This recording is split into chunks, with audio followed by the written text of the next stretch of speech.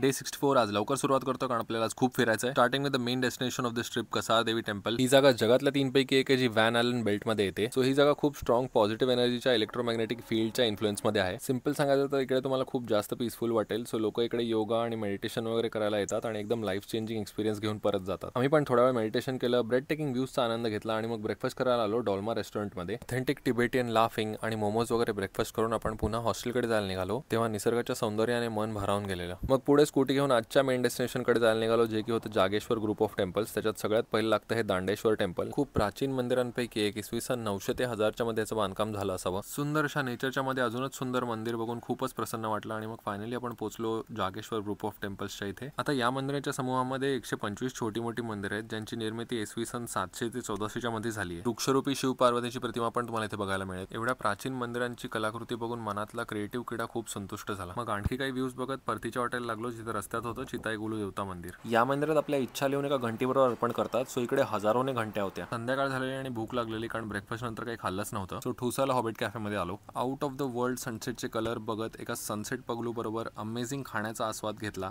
आणि मग आपण हॉस्टेलवर परत आलो आणि रात्री प्रणालीचा बर्थडे सेलिब्रेट करत आपला दिवस संपला. भेटू दुसऱ्या ब्लॉगमध्ये. बाय.